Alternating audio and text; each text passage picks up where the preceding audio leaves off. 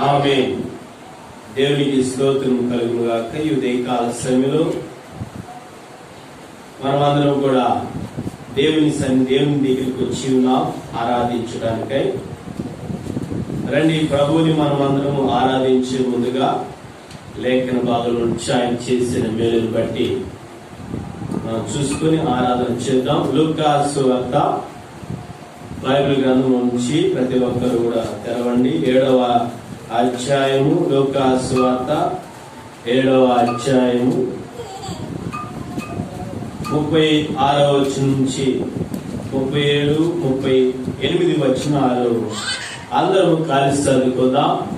లూకా సువార్త 7వ అధ్యాయము, లూకా సువార్త 7వ అధ్యాయము 36, 37, 38 వచనాలు అందరూ కూడా కలిసి చదువుకుందాం. పరిసయ్యులలో ఒకడు తనతో కూడా భోజనం చేయవాలని ఆయన అడిగాడు. ఆయన పరిసయ్యుని ఇంటికి వెళ్లి భోజన పంక్తిని కూర్చుండగా ఆ ఊరిలో ఉన్న పాపాత్ముల యొక్క స్త్రీ యేసు పరిసయ్యుని యొక్క భోజనం కూర్చున్నాడని తెలుసుకుని ఒక గుడ్డలో అత్తరు తీసుకుని వచ్చి వెనక తట్టు ఆయన పాదముల యొక్క నిలిచి ఏడ్చుచు కన్నీళ్లతో ఆయన పాదములను తడిపి తన తల వెంట్రుకలతో తుడిచి ఆయన పాదములను ముద్దుపెట్టుకుని ఆ అత్తరు వాటికి పూసెను. ఇక్కడ ఒక సందర్భం మనకు కనబడుచున్నది. పరిసయ్యులలో ఒక ఇంటికి యేసుక్రీస్తు వారు భోజనానికి వెళ్ళి ఉన్నాడు. ఆ సమయంలో వెళ్ళి ఉన్నాడని ఈ పాపాత్ములైన ఒక స్త్రీ తెలుసుకొని ఆయన దగ్గరికి వెళ్ళడం జరిగినది. చదవండి, లూకా సువార్త 7వ అధ్యాయం 38వ వచనం చదవండి. లూకా సువార్త 7వ అధ్యాయము 38వ వచనం. వెనక తట్టు ఆయన పాదముల యొద్ద నిలబడి ఏడ్చుచు కన్నీళ్లతో ఆయన పాదములు తలిపి తన తల వెంట్రుకలతో తుడిచి ఆయన పాదములు ముద్దు పెట్టుకొని యేసుక్రీస్తు వారి యొద్దకు వచ్చిన తర్వాత ఆమె 3 పనులు చేసి ఉన్నది. ఏంటా 3 పనులు అంటే, మొట్టమొదటిగా ఆమె చేసిన ఆ యొక్క పని ఏంటంటే వెనుక తట్టు ఆయన పాదముల యొక్క నిలబడి మొదటిగా ఏం చేస్తుంది, ఏడ్చుచు కన్నీరు కారుస్తుంది ఆయన దగ్గరికి వచ్చిన. రెండవదిగా ఏం చేస్తున్నదంటే ఆయన పాదములను తలిపి తన తల వెంట్రుకలతో తుడుస్తుంది. మొట్టమొదటిగా ఏం చేస్తుంది, కన్నీరు కారుస్తుంది. రెండవదిగా ఆమె వెంట్రుకలతో ఏం చేస్తుందంట, ఆయన పాదములను తుడుస్తూ ఉంది. ఆ తర్వాత మూడవదిగా ఆయన పాదములను ముద్దు పెట్టుకొని ఆ అత్తరు వాటికి ఆమె తీసుకొచ్చిన అత్తరును పాదములకు పూస్తా ఉంది. ఈ 3 సందర్భాల విషయమై ఆత్మీయంగా మనము ఏమేమో అర్థాలు వస్తున్నాయో చూసుకొని ఆ ప్రభుని మనము ఆరాధింపబద్ధులమై ఉన్నాం. రెండు చూస్తే మొదటిగా ఆమె ఆయన గురించి తెలుసుకొని ఏం చేస్తుందంటే ఆయన దగ్గరకు వచ్చి వెనుక తట్టు నిలబడి ఏడుస్తుందట. ఏం చేస్తుంది ఈమె పాపాత్మురాలి స్త్రీ? ఏం చేస్తుంది, ఏడ్చుచు కన్నీరు కారుస్తుంది. ఎందుకు ఏడుస్తుంది, ఎందుకు కన్నీళ్లు కారుస్తుంది అని మనం చూస్తే, కాబట్టి ఇక్కడ చూస్తే ఏంటంటే ఆమె యేసుక్రీస్తు వారి గురించి తెలుసుకుంది. ఏమని తెలుసుకుందంటే ఈయన పాపములను తీసివేసేవాడు, పాపములను తుడిసివేసేవాడు, బాగు చేసేవాడు. నా పాపములని, నేను పాపాత్ముల స్త్రీని కాబట్టి నా సర్వ పాపములన్నీ కడిగి శుద్ధీకరించేవాడు, పాపములన్నీ మడ్డు మాయం చేసేవాడు అని ఆమె ఆయన దగ్గరికి రాగానే, ఎప్పుడైతే యేసుక్రీస్తు వారి దగ్గరికి రాగానే ఆమె పాపములన్నీ కనపడ్డాయంట. ఆమె పాపములన్నీ ఎదుట కనబడుతున్నప్పుడు అప్పుడు ఏడుస్తుంది. ఇంత ఘోరాతి ఘోరమైన పాపములు చేస్తూ వచ్చారు. ఆయన దగ్గరికి రాగానే అవన్నీ కనబడుతున్నప్పుడు ఈ పాపములన్నీ నీ దగ్గరికి ఒప్పుకోవడానికి వచ్చానయ్యా అని చెప్పేసి ఏడుస్తూ లోపల బాధపడుతూ ఒప్పుకుంటుందన్నమాట. అంటే ఎందుకు ఏడుస్తుందంటే, నా కన్నీటిని తుడిచివేసేవాడు నీవేనైనా, అందుకే నేను తెలుసుకున్నా నీ దగ్గరికి వచ్చి ఉన్నానని ఆమె మనసులో అనుకొని ఆమె ఒప్పుకుంటుంది. ఆమె ఏడుస్తుంది. ఏంటంటే ఎందుకు ఏడుస్తుందంటే, నా కన్నీటిని తుడిచేవాడువు నీవే అని తెలుసుకుంది. అంటే ఎన్నో పాపాలు చేస్తూ వచ్చినది, మనశ్శాంతి లేక, నెమ్మది లేక, సంతోషం లేక, కన్నీటితో, వేదనతో, ఆత్మ సంబంధమైన దుఃఖముతో బాధపడుతూ, ఎందుకంటే ఆమె పాపము చేస్తూ వచ్చినది కాబట్టి. పాపాత్మైన స్త్రీ అని అక్కడ రాయబడింది కాబట్టి ఎన్ని పాపాలు చేసిందో మొత్తానికి పాపము ద్వారా ఆనందము లేదని తెలుసుకుని, పాపము ద్వారా సంతోషం లేదని తెలుసుకొని ఏంటంటే వచ్చి ఏం చేస్తుందంటే ఏడుస్తా ఉంది. ఎందుకు ఏడుస్తుందంటే నా కన్నీటిని తుడిచి వేసేవాడు నీవేనాయనా. అందుకని ఆయన దగ్గరికి వచ్చింది. ఎప్పుడైతే యేసు క్రీస్తు వారి దగ్గరికి వచ్చినదో ఆయన దగ్గరికి రావడం ద్వారా ఆ కన్నీళ్లు తుడిచివేసినట్లు ఇక్కడ వాక్యానుసారంగా ఇక్కడ మనం చూస్తున్నాం. రండి, కన్నీటిని తుడిచివేసేవాడు ఎవరంటే యెషయా గ్రంథంలో 25వ అధ్యాయము 8వ వచనం చదువుకుందాం. యెషయా గ్రంథం 25వ అధ్యాయము 8వ వచనం చదవండి. మరి అన్నడను ఉండకుండా మరణమును ఆయన మృంగివేయును, ప్రభు అయిన యెహోవా ప్రతి వాని ముఖం మీద బాష్ప బిందువులను దేవుడు చెప్తున్నాడు స్వయంగా. ఎవరైతే ఈ లోకంలో బ్రతుకుచున్నారో వారందరి ప్రతి వాని ముఖము మీద వస్తున్న బాష్ప బిందువులు అంటే కన్నీటి బిందువులను అనగా దుఃఖాన్ని నీవు కాలుస్తున్న ఆ యొక్క కన్నీటిని అన్నిటినీ ఆయన తుడిచివేయటానికే ఈ లోకానికి వచ్చి ఉన్నాడు. ఈమె మొట్టమొదటిగా యేసు క్రీస్తు వారి గురించి తెలుసుకొని నా బాధలు, నా కన్నీటి వేదన, నా బాష్ప బిందువులన్నీ కూడా తుడిచివేసేవాడని యేసు క్రీస్తు వారిని తెలుసుకొని అందుకని ఆయన దగ్గరికి ఆమె రావడం జరిగింది.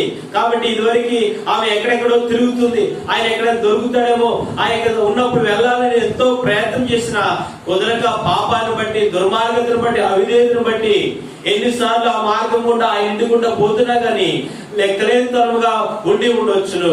ఒక దినాన ఇవన్నీ తెలుసుకుని నా పాపముల ద్వారా నేను విముక్తి పొందలేకపోతున్నాను, ఈ బాష్ప బిందువుల ద్వారా విముక్తి లేదు, నాకు సంతోషం లేదు అని ఆమె తెలుసుకొని నా బాష్ప బిందువులని తుడిచివేయడానికి యేసు క్రీస్తు వారు వచ్చాడని ఏదో ఒక మాటల ద్వారా, ఆయన చెప్తున్న మాటల ద్వారా తెలుసుకొని ఆ ఇంటికి సిగ్గు లేకుండా నేను పాపాత్మలను కూడా వాళ్ళు అనుకోకుండా అసలు ముందు నా పాపములను తీసివేసుకోవాలి, నా కన్నీటి వేదన తీసివేసుకోవాలని వచ్చింది. ఆమె ఏమనుకుందంటే కన్నీటి వేదనను, బాష్ప బిందువులను తుడిచివేసేవాడు యేసు క్రీస్తు ప్రభుల వారి ఇంకెవరు లేరని గ్రహించి అందుకని డైరెక్ట్ గా యేసు క్రీస్తు దగ్గరికి వచ్చి పాదముల చెంతకు వచ్చి ఉన్నది.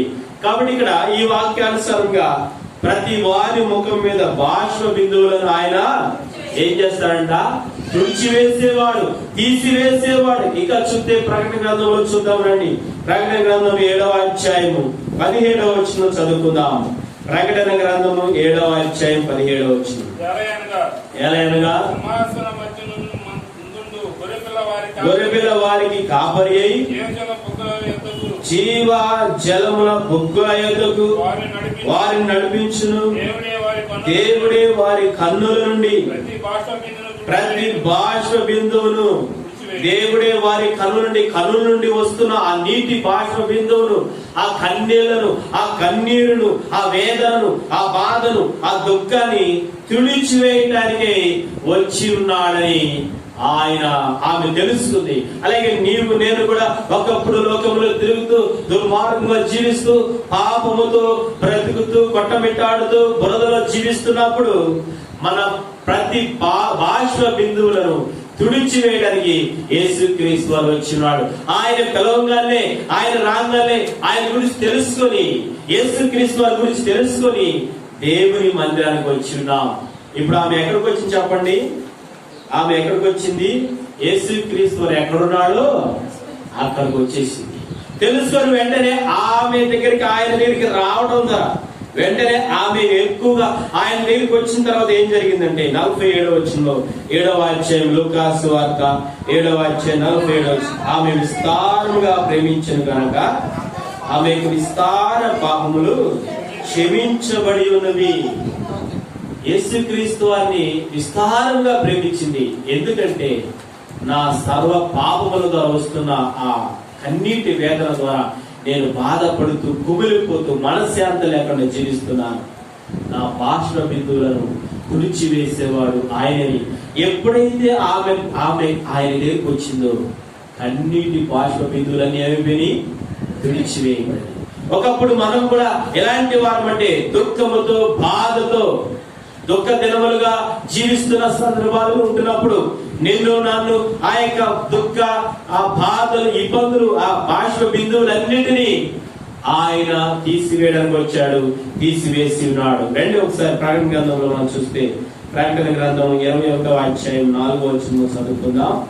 ప్రకటన గ్రంథం 21వ అధ్యాయం 4వ వచనం. ఆయన వారి కన్నుల ప్రతి బాష్ప బిందువును తుడిచివేయును, మరణమిక ఉండదు, దుఃఖమైనను ఏడుపైనను వేదనైనను ఇక ఉండదు. మొదటి సంగతులు గతించిపోయినని సింహాసనం నుండి వచ్చిన గొప్ప స్వరము చెప్పుట వింటిని. ఇక్కడ మనం చూస్తే ఆయన వారి కన్నుల ప్రతి బాష్ప బిందువును తుడిచివేయను. ఎప్పుడైతే ఆ ప్రతి బాష్ప బిందువులు తుడిచివేయబడిన తర్వాత ఇంకేముండదంట? మరణం ఉండదు, దుఃఖం ఉండదు, ఏడుపు ఉండదు, వేదన ఉండదు. ఇదివరకు ఆ ప్రతి భాష బిందువును తుడిచివేయక పూర్వము మనం కన్నీటి వేదనతో జీవిస్తున్నప్పుడు, మనశ్శాంతి లేక ఆనందం లేక జీవిస్తున్నప్పుడు ఎలాంటి వారం అంటే మరణం మనకి అప్పగించబడిన వారమై ఉన్నాము, దుఃఖముతో ఉంటున్న వారము, ఏడుపుతో ఉంటున్న వారము, వేదనతో ఉంటున్న వారమై ఉన్నాము. ఎప్పుడైతే ఆయన ఈ లోకానికి వచ్చి నీ కొరకు నా కొరకు మరణించడం ద్వారా, రక్తము కార్చడం ద్వారా, ఆ యొక్క శరీరములో మరి సజీవ యాగముగా సమర్పించబడటం ద్వారా ఆ దేవాది దేవుడు ఈ లోకానికి వచ్చిన తర్వాత మన యొక్క ప్రతి బాష్ప బిందువును తుడిచివేసి ఉన్నాడు. ఆమె ఏమని గ్రహించిందంటే, నా ఏడుపును వేదనను తీసివేసే దేవుడు ఒకగానొప్పుడే యేసుక్రీస్తు ప్రభువుల వారే అని తెలుసుకొని వచ్చింది. ఎప్పుడైతే ఆయన దగ్గరికి వచ్చిందో ఇక ఏం పోయింది? ఏడుపు పోయింది, వేదన పోయింది, మరణం పోయింది, దుఃఖం పోయింది, కన్నీటి వేదన, ఇవన్నీ కూడా పోయినవి. ఎందుకంటే ఆయన వచ్చి పాపములన్నీ కడిగి వేసి ఉన్నాడు, పాపములన్నీ తీసివేసి ఉన్నాడు, శుద్ధీకరించి ఉన్నాడు. కాబట్టి ఇక మనకు వేదన లేదు, దుఃఖం లేదు. ఇప్పుడు ఆనంద బాష్పాలతో దేవుడి సన్నిధికి వచ్చి ఆరాధించడానికి వచ్చి ఉన్నాం. ఒకప్పుడు దుఃఖముతో బాధపడుతున్నాం, ఒకప్పుడు బాష్ప బిందువులతో బాధపడుతున్నాం, వేదనతో బాధపడుతున్నాం, కన్నీటితో బాధపడుతున్నాం, పాపము ద్వారా, దుర్మార్గం ద్వారా. ఎందుకు ఏడుస్తున్నాం అంటే, ఎందుకు వేదన కలిగి ఉన్నామంటే ఆ పాపము ద్వారా నరకానికి వెళ్ళిపోతున్నాం, నరకానికి వెళ్ళబోతున్నాం, అంచుల్లో ఉన్నాం. వెంటనే యేసుక్రీస్తు వచ్చాడని ఆమె గ్రహించింది, వచ్చింది. సర్వ పాపములన్నీ క్షమించబడి, ఎప్పుడైతే పాపములు క్షమించబడి ఉన్నవో తన దుఃఖము వేదన ఏమైపోయింది? వెళ్ళిపోయింది, తీసివేయబడి ఉన్నవి. కాబట్టి మొదటిగా చూస్తే కన్నీటి వేదన తీసివేయడానికి యేసుక్రీస్తు వచ్చాడని గ్రహించింది. ఆ తర్వాత వచ్చిన తర్వాత ఏం చేసిందంటే, ఇక్కడ లూకాసు సువార్తలో చూస్తే అక్కడ ఒకసారి చూద్దాం రండి. లూకాసు సువార్త 7వ అధ్యాయం, లూకాసు సువార్త 7వ అధ్యాయం 50వ వచనం చదువుకుందాం. అందుకు ఆయన నీ విశ్వాసం నిన్ను రక్షించెను, సమాధానము గలదానువై. కాబట్టి ఇక్కడ చూస్తే ఆ యొక్క కన్నీటి బాష్ప బిందువులన్నీ దేవుడు తీసివేసి ఉన్నాడు. కాబట్టి దుఃఖం పోయింది, కన్నీటి వేదన పోయింది, అన్ని పోయి ఉన్నాయి. కాబట్టి ఇప్పుడు విశ్వాసముతో సమాధానము కలిగిన బిడ్డగా ఆమె వెళుతుందన్నమాట. అంటే ఆరాధనకు యోగ్యురాలు ఇవే. ఆరాధన చేసుకుంది, ఆయన సన్నిధికి వచ్చి, ఆయన దగ్గరికి వచ్చి సర్వ పాపములు తీసివేయబడిన తర్వాత విశ్వాసురాలుగా ఉంది కాబట్టి, సమాధానంతో నింపబడి ఉన్నది కాబట్టి ఈమె ఆరాధనకు యోగ్యురాలు. ఒకప్పుడు పాపముతో ఉన్నది కాబట్టి ఆరాధనకు యోగ్యురాలు కాదు, ఆరాధించడానికి యోగ్యురాలు అనబడడానికి అవకాశం లేదు. యేసుక్రీస్తు పాదముల దగ్గర వచ్చిన తర్వాత ఆయన రక్త ప్రోక్షణ ద్వారా ఈమె కడగబడింది, శుద్ధీకరించబడి ఉన్నది. కాబట్టి అన్నిటి వేదన తీసివేయబడింది. ఒకప్పుడు మనం కూడా పాపాత్ములముగా పాపముతో నింపబడిన వారమై జీవిస్తూ ఉన్నప్పుడు, ఎప్పుడైతే యేసుక్రీస్తు ఎందుకు వచ్చామో ఆయన రక్త ప్రోక్షణ మన మీదకు వచ్చి ఉన్నది. ఆయన దగ్గరికి రాగలు, పాదముల చెంతకు రాగలు, ముట్టాడు. ఆయన ఏం చేశాడు? అప్పుడు పాపాత్మలు ఏం చేశాడా? ఆయన ముట్టాడు. ఎప్పుడైతే ముట్టాడో ఆయన శక్తి, బలము, రక్తము ఆ మీద కుమ్మరించబడింది. ఆయన రక్తము ద్వారా, ఆయన రక్తములో శక్తి, బలము, శక్తి, మహిమ, వెలుగు, పరిశుద్ధి ఇవన్నీ ఉన్నాయి కాబట్టి సర్వ పాపములు తీసివేయబడము. ఇవన్నీ చేసి ఉన్నావు, ఎన్ని పాపములు చేసి ఉన్నావు అమ్మా? ఇక నీ దిక్కు, నీ బాధలు, నీ కన్నీటి వేదన, భాష బిందువులన్నీ తీసివేసి ఉన్నారు. సంతోషం కలిగిన దానివై, సమాధానం కలిగిన దానివై వెళ్ళిపో. నువ్వు ఆరాధనకు యోగ్యురాలు, నువ్వు నిజమైన బిడ్డ, ఇప్పుడు పరిశుద్ధురాలు అని ఆయన స్వయంగా చెప్తున్నాడు. మొట్టమొదటిగా కన్నీటి వేదన, కన్నీరును తీసివేసి ఉన్నాడు. యేసు ఏడ్చుచు కన్నీరు కాలుస్తూ వచ్చింది, తిరిగి అట్లా వెళ్ళింది, సంతోషంతో వెళ్ళిపోయింది. మనం కూడా దేవుని సన్నిధికి వచ్చి ఉన్నాం, ఏడుస్తూ వచ్చాం. నా పాపములను కడగని శుద్ధీకరిస్తాను ప్రభుని అడిగితే, ప్రభు రక్త ప్రోక్షణ ద్వారా ఏడుస్తూ వస్తున్నాం. అలానే ఇప్పుడు ఆనందముతో నింపబడిన వారమై ఉన్నాం. ఆనందము దేనికి సాదృశ్యము? ఆరాధనకు సాదృశ్యమైనది. కాబట్టి మొట్టమొదటిగా ఆయన ఈ లోకానికి కన్నీటి వేదనను, దుఃఖాన్ని తీసివేయడానికి వచ్చాడు. కాబట్టి ఆ ప్రభువుని ఆరాధించాలి. ఈమె యొక్క కన్నీటి వేదన తీసివేశాడు, ఈమె కూడా ఆరాధన చేస్తుంది. రెండవదిగా చూద్దాం రండి. అదే 7వ అధ్యాయం లూకాసు సువార్త 38వ వచనం చదువుకున్నాం. 38వ వచనం, 7వ అధ్యాయం 38. వెనుక తట్టు ఆయన పాదములంత నిలబడి ఏడ్చుచు కన్నీళ్లతో ఆయన పాదములను ఏం చేసినాడ? తడిపి తన తల వెంట్రుకలతో తుడిచి ఆయన పాదములను ముద్దు పెట్టుకొని అత్తరు.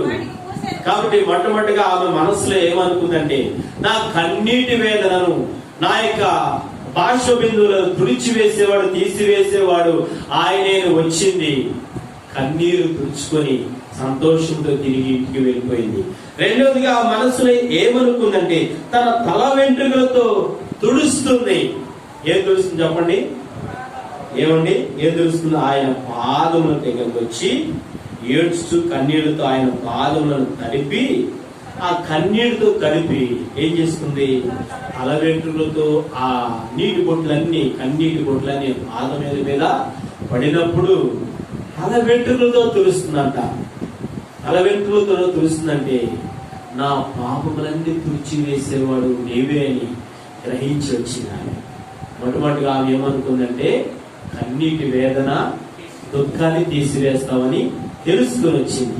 రెండవదిగా ఏమనుకుందంటే, ఈమె పాపాత్మురాలు కాబట్టి నేను ఏమేమి పాపములు చేసి ఉన్నానో అవన్నీ కూడా తుడిచివేస్తాడు. ఆయనే తుడిచి వేసేవాడు ఆయనే అని గ్రహించి తెలుసుకొని యేసుక్రీస్తు పాదముల చెంతకు వచ్చినది. తుడిచి వేసేవాడు ఆయనే. రాయబడిన ప్రకారం రండి, యెషయా గ్రంథంలో 43వ అధ్యాయము 25వ వచనం చదువుకుందాం. యెషయా గ్రంథము 43వ అధ్యాయము 25వ వచనం. నేనే నా చిత్తానుసారముగా నీ అతిక్రమములను తుడిచివేసి ఉన్నాను. నేను నీ పాపములను జ్ఞాపకము చేసుకొనను. కాబట్టి ఇక్కడ చూస్తే అతిక్రమములన్నింటినీ తుడిచివేసేవాడు ఎవరని చెప్పండి? ఆ పరలోకమందున దేవుడే.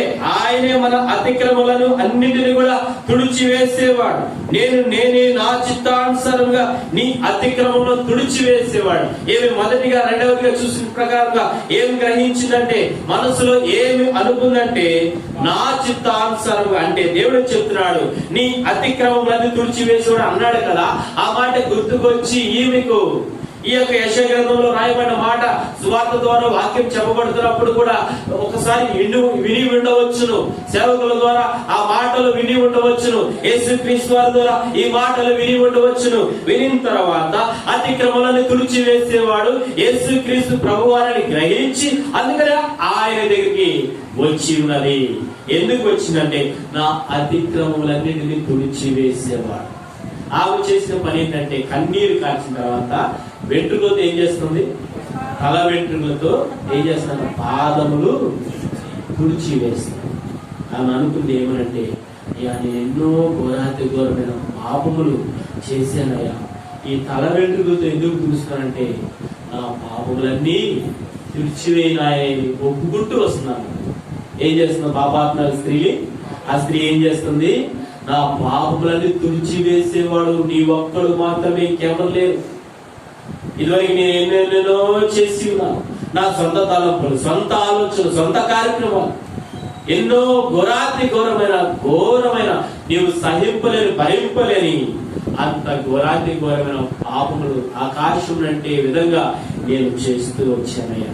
దయతో నన్ను క్షమించాను, తుడిచివేయి నాయన నా పాపం అని ప్రభు దగ్గరికి వచ్చి ఏం చేస్తుంది? ఒప్పుకుంటుంది, పశ్చాత్తాపడుతుంది, బాధపడుతుంది. కాబట్టి ఎప్పుడైతే ఆయన మన పాపములు తుడిచివేసి ఉన్నాడు, మన పాపలని కడిగి వేసి ఉన్నాడు, మనం విముక్తి పొందిన వారమై ఉన్నాం, విమోచించబడిన వారమై ఉన్నాం. కాబట్టి దేవుని బిడ్డలారా, పాపములు తుడిచివేయడానికి వచ్చి ఉన్నాడు, పాపములు తీసివేయడానికి వచ్చి ఉన్నాడు. అది మనం గ్రహించున్నాం. కాబట్టి యేసుక్రీస్తు అనే ఎదుగు వచ్చి ఆ యేసుక్రీస్తుని అంగీకరించడం ద్వారా, ఎప్పుడైతే మన దగ్గరికి వచ్చి ఉన్నాడు, మన హృదయంలోకి వచ్చి ఉన్నాడు, యేసుక్రీస్తుని నమ్ముకోవడం ద్వారా, పాప క్షమాపణ పొందడం ద్వారా, మారు మనసు పొందడం ద్వారా, ఆ యొక్క బాప్తిస్మలో సాక్ష్యం ఇవ్వడం ద్వారా మన పాపములని యేసుక్రీస్తు వారు ఆ రక్తములో తుడిచివేసి ఉన్నాడు. కాబట్టి మరి రాయబడిన ప్రకారంగా పాప క్షమాపణ అనేది ఏ విధంగా వస్తుంది చెప్పండి? రక్తము చిందింపబడకుండా పాప క్షమాపణ కలగదు. ఆయన ఈ లోకానికి వచ్చి రక్తము కార్చడం ద్వారా పాప క్షమాపణ కలిగి ఉన్నది. పాపములన్నీ తీసివేయబడి, పాపములను తుడిచివేసి ఉన్నాం. దేవుడే తుడిచివేసి ఉన్నాడు. ఇంట్లో డస్ట్, దుమ్ము, ధూళి ఏదైనా వచ్చినప్పుడు మనం ఏం చేస్తాం చెప్పండి? మందిరానికి మందిరం కూడా బాగోకపోతే ఏం చేస్తా ఉంటాం మనం? ఏమండి ఏం చేస్తా ఉంటాం? సరే, మందిరం సంగతి పట్టించుకోనుకోండి, మనం ఏం చేస్తాం? మన ఇల్లుని బాగు చేసుకుంటాం. ఏం చేస్తాం? మన ఇల్లుని వచ్చి పరిచయం చేయబట్టే కొంతమంది చేయరు కూడా చేయరు, రాను కూడా రాదు. కొంతమంది చూడమంటే చూడరు, వాళ్ళ ఇష్టం. వారి హౌస్ బాగా నీట్ గా శుభ్రంగా ఉంచుకుంటారు. ఏం చేస్తారు? వారి హౌస్ ఏం చేస్తారు చెప్పండి? బాగా డస్ట్, దుమ్ము, ధూళి వచ్చిందనుకోండి, ఏం చేస్తారు? ఏం చేస్తారు చెప్పండి? సిస్టర్స్ ఏం చేస్తారు? తుడిచేవాడు లేదా? అంటే నీ పక్క ఇంట్లో రావాలి, నీ ఇంటికి వచ్చి అంటే తొడవలేదు ఎప్పుడు నువ్వు చెప్పండి. ఏం చేస్తాం? నీళ్లు పట్టుకొని ఏం చేస్తాం? ఆ నీళ్ళలో ఏం కలుపుతాం? లైజోలు వేసి, లేకపోతే సరుపు కలిపేసి ఏం చేస్తాం? లేకపోతే పెనాయిల్ వేసి ఏం చేస్తాం? కర్ర తీసుకొని ఆ యొక్క ఊడ్చిన తర్వాత తుడుస్తాం. తుడిచిన తర్వాత ఏమవుతుంది? ఆ మురికంతా దేంట్లోకి వస్తుంది? నీటిలోకి వస్తుంది. ఆ మురికంతా శుభ్రపరచబడి అదంతా తుడుస్తుంటే వెలిగిపోతుంది, పారిపోతుంది, అదంతా వెళ్ళిపోతుంది. అప్పుడు శుభ్రం వస్తుంది, అప్పుడు నీట్నెస్, అప్పుడు తెల్లగా కనబడతా ఉంటాయి మన ఇంట్లో ఉంటున్న బండలు గాని, టైల్స్ గాని, అవన్నీ కూడా శుభ్రపరచబడతాయి. తుడవడం ద్వారా క్లీన్నెస్.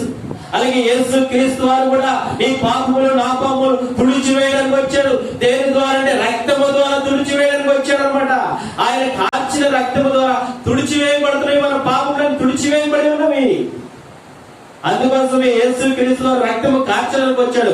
ఆయన రక్తములో పరిశుద్ధత కనబడుతుంది, ఆయన రక్తములో వెలుగు కనబడుతుంది, ఆయన రక్తములో నిష్కల్మషం కనబడుతుంది, ఆయన రక్తంలో మదము, ఆయన రక్తంలో మత్సరము, డాగు, ఈ కల్మషం ఇవేమీ లేవు. నిష్కలంకమైన అమూల్యమైన ఆ రక్తాన్ని మన కొరకు చిందించడానికి వచ్చాడు. చిందించిన తర్వాత మన పాపములన్నీ, అతిక్రమలన్నీ తుడిచివేసి ఉన్నాడు. తుడిచివేయబడిన తర్వాత మనం ఏం చేయబడతాం? ఒకసారి కీర్తన గ్రంథం 51వ కీర్తన 19 వచ్చింది. మన పాపములను తుడిచివేయబడిన తర్వాత మనం ఏం చేయబడుతున్నాం? ఒకసారి కీర్తనలు 51వ కీర్తన 19 వచ్చింది చదువుకుందాం. 51వ కీర్తన 19. అప్పుడు నీతియుక్తములైన బలులను, దహన బలులను, సర్వాంగ హోమములను నీకు అంగీకృతములగును అని అంటున్నాడంటే, ఇక్కడ చూడండి దేవుని బిడ్డలారా, నీతియుక్తములైన బలులు, దహన బలులు, సర్వాంగ హోమములు ఆయన దృష్టికి ఏమవుతాయి అంట? అంగీకృతములగును. అంటే అర్థం ఏంటి? అంగీకృతములగును అంటే అర్థం ఏంటి చెప్పండి? చెప్పండి ఏమండి? అంగీకృతములగును అంటే ఆయన స్వీకరించును గాక. ఆయన ఆ సర్వాంగ హోమ బలులను, ఆ యొక్క బలులు, నైవేద్యం ఇవన్నీ కూడా ఆయన స్వీకరించును. అంటే అర్థం ఏంటంటే మన ఆరాధన ఆయన దృష్టికి అంగీకృతములగును గాక. మన ఆరాధన ఆయన స్వీకరిస్తాడు, మన ఆరాధన ఆయన అంగీకరిస్తాడు. ఎప్పుడంటే పాపములు తుడిచివేయబడిన తర్వాత, ఎప్పుడైతే పరిశుద్ధపరచబడిన తర్వాత, ఎప్పుడైతే ఆయన రక్త ప్రోక్షణ నడిపించబడిన తర్వాత, నిర్దోషులైన బిడ్డలుగా, నీతిమంతులైన బిడ్డలుగా, ఆయన యొక్క సొత్తైన ప్రజలుగా చేయబడిన తర్వాత అప్పుడు మన ఆరాధన స్వీకరిస్తాడు. అందుకని ఆరాధన స్వీకరించడానికై యేసుక్రీస్తు ఈ లోకానికి వచ్చి ఉన్నాడు. ఆయన వచ్చిన తర్వాత ఆయన రక్త ప్రోక్షణ ద్వారా మన తల నుంచి అరికాల వరకు, అరికాల నుంచి నడినెత్తు వరకు ఆయన రక్త ప్రోక్షణ ఇవ్వబడి ఉన్నది కాబట్టి, కార్చబడి ఉన్నది కాబట్టి, మనం అందరం కూడా మన పాపలన్నీ తుడిచివేయబడి ఉన్నవి. తుడిచివేయబడిన తర్వాత మనం ఆరాధించడానికి యోగ్యము. ఆరాధన చేసిన తర్వాత ఆయన అంగీకరిస్తారు. ఇప్పుడు ఇక్కడ సియోను ప్రార్థనా మందిరంలో ఆరాధన చేస్తే ఆయన పైనుండి ఆరాధన స్వీకరిస్తారు. ఆరాధన చేసినప్పుడు ఆయనకి ఎంత ఆనందమో, వాటన్నింటినీ ప్రతి ఒక్కరి ఆరాధన దేవుడు స్వీకరిస్తున్నాడు. ఎందుకంటే మన సర్వ పాపములు ఆయన తుడిచివేసి ఉన్నాడు. రెండవదిగా ఏమేమనుకుందంటే నా సర్వ పాపములు ఆయన తుడిచివేస్తాడు. సర్వ పాపములు తుడిచివేసుకొని సమాధానంతో, విశ్వాసముతో, నమ్మకమైన బిడ్డగా పాపముల నుంచి విడిపించబడి తిరిగి వీటికి వెళ్ళిపోయింది. యేసుక్రీస్తు వారి యొద్దకు వచ్చితే చాలండి, మన పాపములన్నీ ఏమైపోతాయి? తీసివేయబడతాయి. యేసుక్రీస్తు వారి యొద్దకు వచ్చినట్లయితే కన్నీటి వేదన ఆయన తీసివేస్తారన్నమాట. ఈ సర్వ పాపములు బట్టి ఇదివరకు రకరకాల పాపములతో జీవిస్తా ఉంటే రా యేసుక్రీస్తు వారి యొద్దకు వచ్చి మోకరించి పశ్చాత్తాపడి బాధపడినట్లయితే, ఒప్పుకున్నట్లయితే కన్నీటి వేదన తీసివేస్తాడు. రెండవదిగా పాపములు తుడిచివేస్తాడు. మూడవదిగా ఆమె చేసిన పని ఏంటంటే లూకాసు సువార్త 7వ అధ్యాయం 38వ వచనం చదువుతున్నాం. లూకాసు సువార్త 7వ అధ్యాయం 38వ వచనం. వెనక తట్టు ఆయన పాదముల యొద్ద నిలబడి ఏడ్చుచు కన్నీళ్లతో ఆయన పాదములను తడిపి తన తల వెంట్రుకలతో తుడిచి ఆయన పాదములను ముద్దు పెట్టుకొని ఆ అత్తరు వాటికి పూసింది. ఏంటంట ఆమె చేసిన పని అంటే ఒక అత్తరు బుట్టి తీసుకొచ్చిన తర్వాత ఆ యొక్క పాదముల దగ్గర ముద్దు పెట్టుకుని మూడవ పనిగా ఆమె ఏం చేసిందంటే అత్తరు పాదములకు పూసింది. అత్తరు వాసన ఎలా ఉంటది? ఏమండి, అత్తరు వాసన ఎలా ఉంటది? బాగా చెడ్డగా ఉండదా? ఏమండి, సువాసన ఉంటదా? చెప్పండి. ఆ యొక్క అత్తరు వాసన ఎంతో మధురమైన వాసనగా, అంటే సువాసన, ఆ ఇంట్లో సువాసన.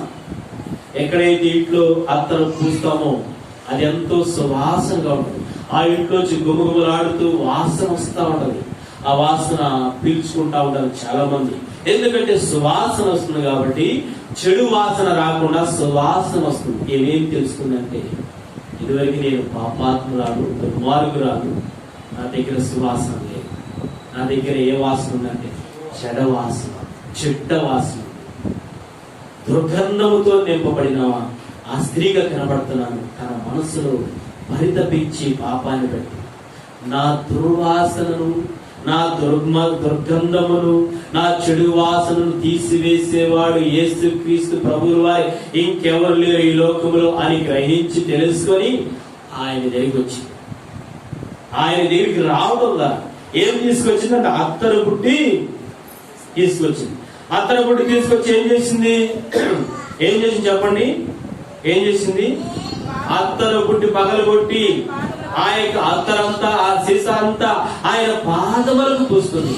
ఆమె మనసులో ప్రభు దగ్గర ఒకవేళ మరి నోటి ద్వారా అరిచిందో లేకపోతే మనసులో అనుకుందో మనకేం తెలియదు, కానీ పాదముల చెంత పూస్తూ, ప్రభువా నేను సువాసన లేని దాన్నయ్యా, చెడ్డ వాసనతో బ్రతుకుతున్నాను. నేను వ్యభిచారము, దుర్మార్గత, మోసం, పచ్చి అబద్ధాలు, అయ్యా నేను రకరకాల ఎన్నో పాపములు, నా హృదయం బాగులేదు, నా హృదయం కంపుతో ఉంది ఆయన, చెడు వాసనతో ఉన్నానయ్యా.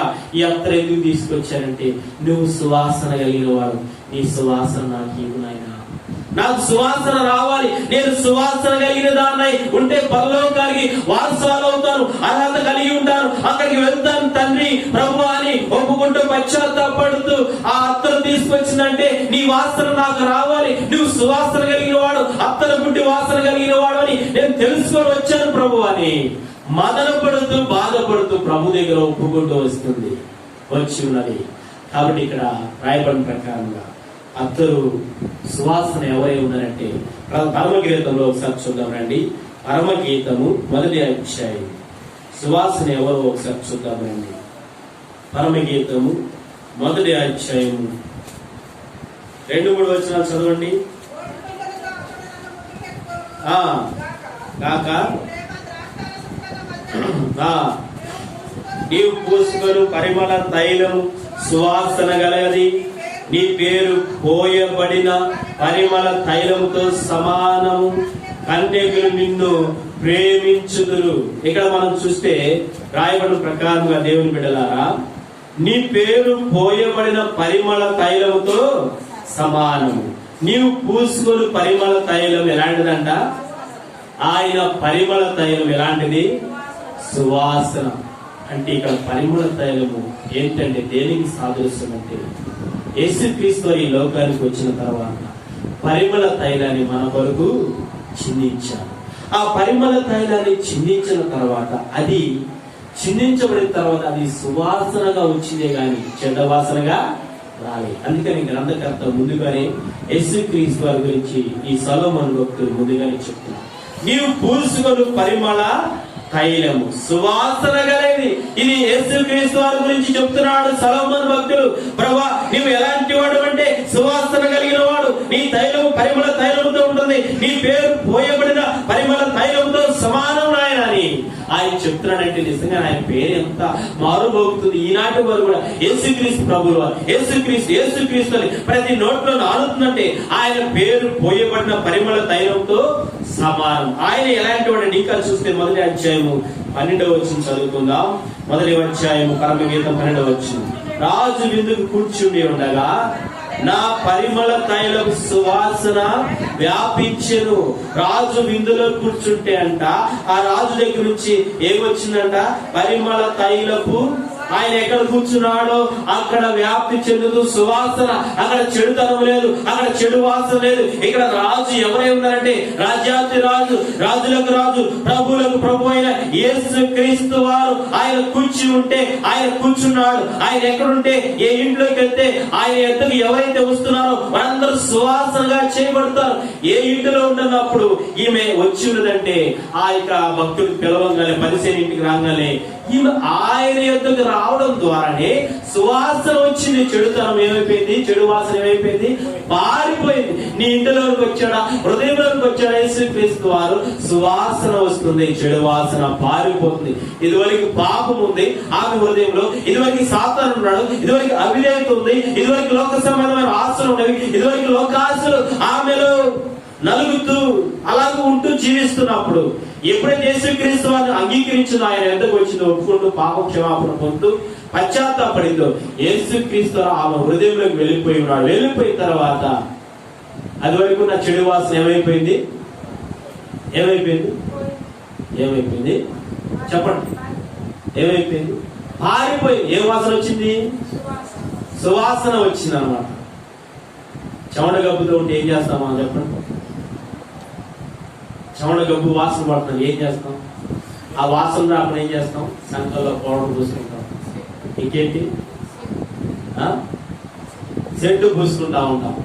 వాసన పక్కన వాళ్ళకి రాకుండా ఏం చేస్తూ ఉంటాం? ఆ పౌడర్ బాగా పాండ్స్ పౌడర్ లేకపోతే ఏదో పౌడర్ ఏం చేస్తాం?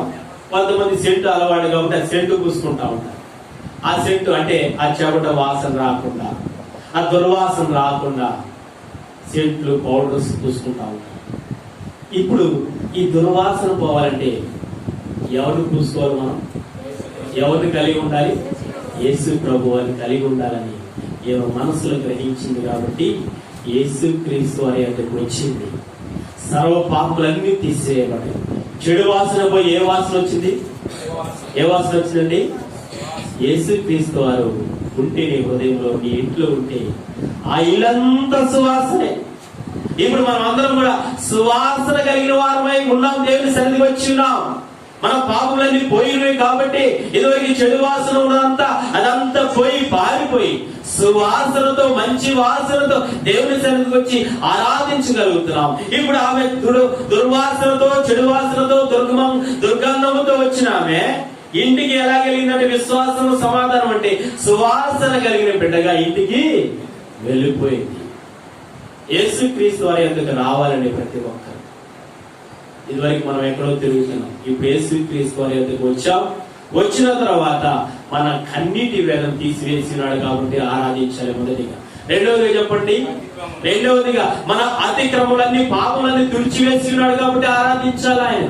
మూడవదిగా మన యొక్క చెడ్డ వాసన, దుర్గంధను తీసివేసి మంచి వాసనను ఆయన ఇచ్చినాడు కాబట్టి దానిని బట్టి ఆ ప్రభుని ఆరాధించాలి. మొట్టమొదటిగా ఆయన కన్నీటిని తుడిచివేసేవాడు, రెండవదిగా పాపములు తుడిచివేసేవాడు, మూడవదిగా చెడు వాసన తీసివేసి మంచి వాసనను ఇచ్చేవాడు. ఆయన సువాసన కలిగినవాడు. ఆయన ఎక్కడ కంపు అసలు కనబడే కనబడు. నీ దగ్గర, నా దగ్గర భలే కంపు వస్తాను. ఏ కంపు? ఏ కంపు? ఒకళ్ళు మాట్లాడుతాడు, నోరంతా కంపు కొట్టి అసలు మొహం కడకరేమో కదా. నువ్వు మాట్లాడుతున్నప్పుడు మంచి వాసన రావాలి, నీ దగ్గర మంచి వాసన రావాలి. ఏ వాసన అంటే యేసుక్రీస్తు అనే వాసన రావాలి. ఇప్పుడు ఆయన మనం కలిగి ఉన్నాం కాబట్టి ఇప్పుడు సువాసన కలిగిన వారమే ఉన్నాం. ఆరాధనకు యోగ్యులం. పాపం అంటే పాపం అనే చెడు వాసన వస్తుంది. యేసుక్రీస్తు అంటే యేసుక్రీస్తు అనే మంచి వాసన వస్తుంది. మనం కలిగి ఉన్నాం కాబట్టి, క్రీస్తును కలిగి ఉన్నాం, నమ్ముకున్నాం కాబట్టి, ఆయన కొరకు బ్రతుకుతున్నాం కాబట్టి దుర్గంధం అంతా పోయింది, చెడు వాసన అంతా పోయింది, మంచి వాసన వచ్చి ఉన్నది కాబట్టి ఆ వాసనతో, మంచి వాసనతో ఆయనను ఆరాధిస్తున్నాం. మూడు విషయాలు ఏమి గ్రహించింది. మొట్టమొదటిగా ఏం అనుకుందంటే మనసులో, నా కన్నీటి వేదనను తుడిచివేసేవాడు యేసుక్రీస్తు ప్రభువుల వారని తెలుసుకుని వచ్చింది. రెండవది ఏమనుకుంది చెప్పండి. రెండవదిగా నా అతిక్రమలన్నీ తుడిచివేసేవాడు కాబట్టి వచ్చి తల వెంట్రులతో తుడుస్తుంది. మూడవదిగా ఏం చేస్తుంది? మూడవదిగా నా చెడు వాసన, దుర్గంధం అంతా తీసివేసేవాడని ఆయన గ్రహించి అత్తరు కొట్టి పాదములకు పుస్తుంది అనమాట. కాబట్టి దేవుని బిడ్డ, ఈ మూడు విషయాల ద్వారా ఆ పాపాత్మల స్త్రీ ఏ విధంగా మార్చబడి సమాధానంతో, విశ్వాసంతో ఇంటికి వెళ్ళిందో, ఆనందముతో దేవుని బిడ్డగా, కొనియాడబడిన బిడ్డగా, ఆ తర్వాత దేవుడి సొత్తైన బిడ్డగా చేయబడిందో, ఒకప్పుడు మనం కూడా పాపాత్మురాలైన స్త్రీ లాంటి వారు ఇప్పుడు పాపం నుండి విడిపించబడి విముక్తి పొందిన బ్రదర్ సిస్టర్స్ గా దేవుడు చేస్తున్నాడు. కాబట్టి ఆ ప్రభుని ఆరాధిస్తూ ముందుకు సాగుతూ దేవుడి వాక్యమును దీవించుగాక. మనమందరం కూడా మరి లేచి నిలబడి పాట కొరకు, సండే స్కూల్ పాట పరిచర్య కొరకు లేచి నిలబడి పాట పాడుకుందాం. లేచి నిలబడదాం.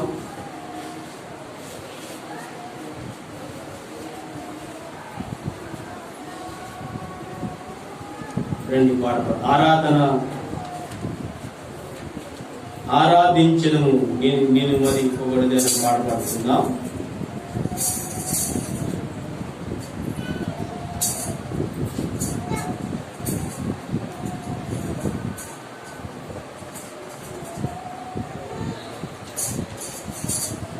ఆరాధించదా నేను మరి పొగడదను అనే పాడతాను. 162 పాడతా. ఇంకా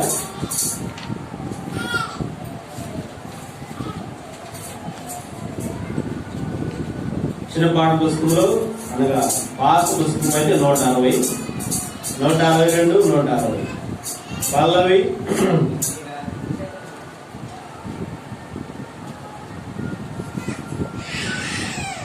రెండవ చరణము, తర్వాత 5వ చరణం కలిసి పాడుకుందాం. రెండవ చరణము, 5వ చరణం, 2 చరణాలు కలిసి పాడుకొని ప్రభుని మనం ఆరాధిద్దాం. రండి. 162, 160. ఆరాధించెదా నిరుమది పొగడెదా నిరతము నిన్ను